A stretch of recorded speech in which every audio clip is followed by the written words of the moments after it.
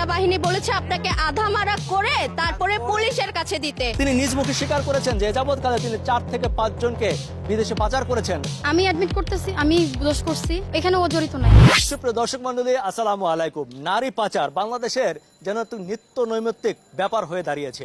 আর এই পাচার হয় বিভিন্ন সময় বিভিন্ন অজুহাতে, কখনো ড্রামে ভর্তি করে, বক্সে ভর্তি করে, কিংবা অন্য কোনো কৌশলে।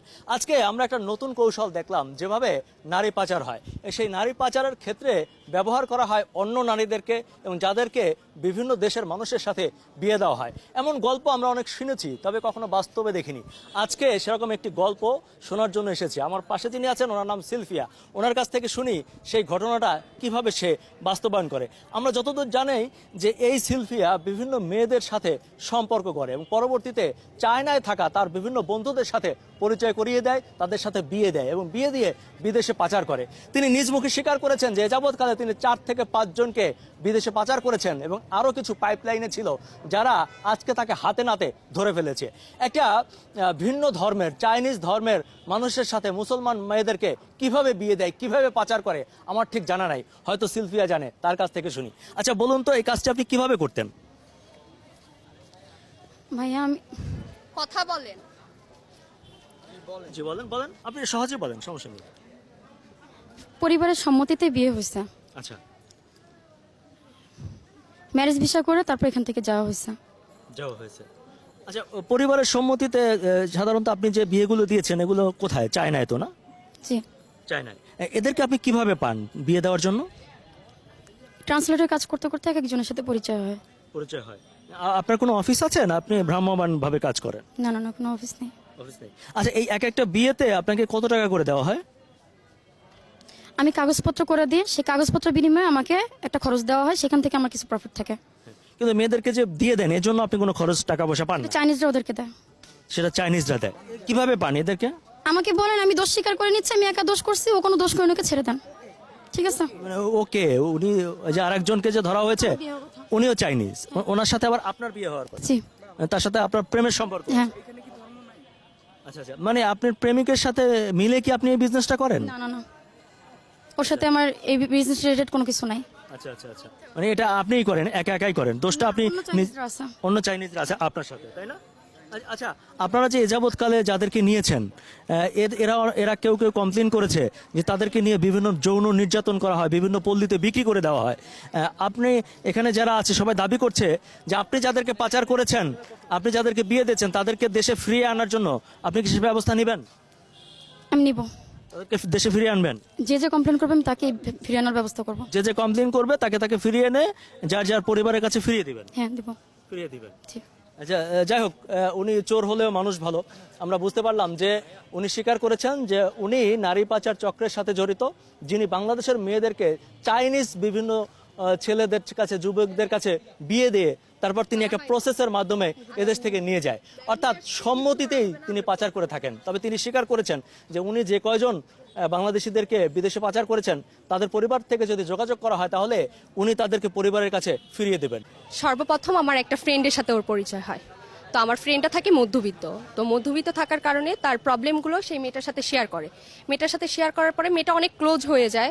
ইভেন ওকে অনেক ধরনের লোভ দেখানো হয় যে তুমি বাইরে গেলে তোমার হচ্ছে লাইফ সেটেল হয়ে যাবে, ইভেন তোমাকে ক্যাশ 3 লাখ টাকা দেওয়া হবে, ইভেন এর সাথে একটা আইফোনও দেওয়া হবে।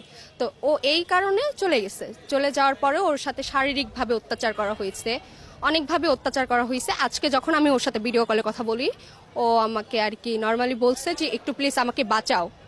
আমাকে এই কথাটা বলছে যে আমাকে বাঁচাও, আমি অনেক কষ্টে আছি। ইভেন ও বলছে যে আমাকে বাইরে থেকে তালা দিয়ে রাখছে, আমি এখান থেকে বের হতে পারছি না। এটা কোন দেশে নিয়ে গেছে ওকে? চীন। চীন, জি, চীনে নিয়ে গেছে। ইভেন ম্যারিড ভিসায় এরকম কোন একটা ভিসাতে ওকে নিয়ে গেছে। তারপরে ওকে ধরার জন্য আমার আরেকটা ফ্রেন্ডের সাথে আমি ওর সাথে কন্ট্যাক্ট করাই দিছি, মানে কথা বলাই দিছি। কথা বলানোর পরে তাকে বলা হয়েছে যে আজকে রাজলক্ষ্মীতে দেখা করার কথা। তারপর রাজলক্ষ্মীতে দেখা করা হয়েছে। দেখা করার সাথে আমাদের যে টিম ছিল সেই টিম নিয়ে আমরা ওকে ধরছি। মানে মেইনলি আমাদেরকেও ওর চিন্তা ছিল যে আমাদেরকেও পাচার করবে। আমি অ্যাডমিট করতেছি, আমি দোষ করছি, আমাকে শাস্তি দেন।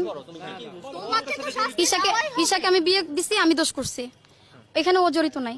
আচ্ছা ঠিক আছে, ও জড়িত নাই। ও কিন্তু এটা ও না কি থাকলে কি বাংলাদেশে করে, কাজটা ও কি কি করে? করে এই ডিটেইলসটা তো আপনি আমাদেরকে দিতে পারেন। কথা বলতেছে ওরে একটু বলেন আপনি। আমরা খবর পেয়েছি যে এই লোকটাই মেইন লিডার, যে চাইনিজটা ওনার সাথে আসছে, উনিই মেইন। তো উনি চাচ্ছেন যে এই লোকটাকে বের করে দিয়ে উনি যেভাবেই সেফ হবে, হ্যাঁ নিজে সেভ হতে পারবে। ভাই এর আগে উনি প্রশাসনকে টাকা দিয়ে, বুঝছেন, যখন আমাদের দেশটায় যে আমরা ছাত্র সমাজরা মাঠে নামিয়া রক্ত দিয়া আজকে শহীদ করছি না, তার আগে ওনার নামে অনেক মামলা আছে ভাই থানায়, কিন্তু ওনারে কেউ ধরে না। কি জন্য ধরে না জানেন? টাকার গরম, টাকা দেয় থানায়। তো কেডা ওই চাইনিজ লোকটা? না ওই সেলফিয়া। সর্বপ্রথম কি বলেছে জানেন? আমরা যখন তাকে ধরা হয়েছে বলেছে আমি দোষী হলে আমাকে মানে সরকারের হাতে তুলে দেন, প্রশাসনের কাছে তুলে দেন। ওই মেয়েটাকে সহ আমাকে সহ বাংলাদেশ থেকে নেপাল দিয়ে নিয়ে আসছে, নেপাল থেকে তারপরে চীনে পাঠাইছে। এখন চীনে আসার সাথে সাথে আমার 1 সপ্তাহ আমার সাথে ওরা ভালো ব্যবহার করতেছে। 1 সপ্তাহ পরে আমাকে এমন একটা জায়গায় নিয়ে গেছে, আমি খারাপ মানুষ, এমন খারাপ জায়গা, ওইখানে সবাই টাচ কেউট আছে, ওইখানে সব চাইনিজ ছেলেগুলা টাচ কেউট আছে, ওইখানে নিয়ে গেছে, খারাপ কাজের কথা আমারে বলে। পরে এই কারণে আমি কান্নাকাটি কইরা জোরাজুরি কইরা আমি রওনা দিতে লইছিলাম রাস্তায়। পরে ওই আমার আটকাইছে, আমার হাজবেন্ডে আটকাইছে। তারপরে আমি অনেক জোরাজুরি করছি, তারপরে বাসায় আনছে না পাইরা, রাস্তাঘাটের লোকজন দেখে দেখা বাসায় এনে আমার লক মারা রাখছে। এই যে লক মারছে, এখন আমি এই ঘরের মধ্যে বসে থাকি। এই বাসা তো ওয়াশরুম নাই, যখন ওই আসে রাত্রে তখন আমাকে ওইখানে নিয়ে যায় গোসল করতে। আমি ওয়াশরুমে যাই, আর 2 দিন গোসল করলে, 1 দিন গোসল করলে 3 দিন গোসল করতে পারি না, খাইতে পারি না। এখানে এরকম করে বন্দি করে রাখছে। আর আমাকে বলে যদি খারাপ কাজ না করি আমি দেশে যাইতে পারবো না। এইগুলা বলে, খারাপ কাজ করে টাকা উপার্জন করতে হবে, আমাকে এগুলা বলে। সবকিছু আমি আপ করে দিছি। আমি হাহাকার করে কাঁদছি না, আমি কি হাহাকার করে কাঁদছিলাম আপু তোমার দিয়া? আমি বলছিলাম যে আপু আমার নিয়ে যাও। আমি কি বলছিলাম তুমি আমার পাও প্রশ্ন উত্তর দাও আমাকে? আমি কি মিথ্যা কথা কইছিলাম? ভিডিও বানাই দিছিলাম, আমি প্রমাণ দিয়েছিলাম তোমারে। তুমি আমার কোনো প্রমাণের কোনো দাও নাই। তোমার ভিতরে কি হৃদয়হীনা মানুষ তুমি। তুমি টাকায় সব, এমন টাকা নিছো তুমি, আর আমার ছাড়ে না, টাকা না দিলে আর আমার যাইতে দিব না। তুমি এমন টাকা নিছো আমার। দর্শক মণ্ডলী, আমরা কথা বলছিলাম যে এই প্রতারক চক্রের হাতে পাচার হওয়া ঈশামণির সাথে, যে কিনা জানাচ্ছিল যে তাকে কিভাবে টর্চার করা হচ্ছে, তাকে কিভাবে একটা ভিন্ন জায়গায় নিয়ে যাওয়া হয়েছে যেখানে চাইনিজরা তাকে ভোগ করতে চায়, এবং সেখানে নিয়ে তাকে একটা বাজে পরিস্থিতির মধ্যে ঠেলে দেওয়া হয়েছে। মানে এখানে হচ্ছে সেনাবাহিনী কি বলেছে আপনি কি শুনেছেন? সেনাবাহিনী বলেছে আপনাকে আধা মারা করে তারপরে পুলিশের কাছে দিতে। আপনি কি এটা চান? দর্শক মণ্ডলী, আমার পাশে দেখতে পাচ্ছেন একজন চাইনিজ ব্যক্তি বসে আছেন, যাকে আমাদের আদর আপ্যায়ন করার কথা, কিন্তু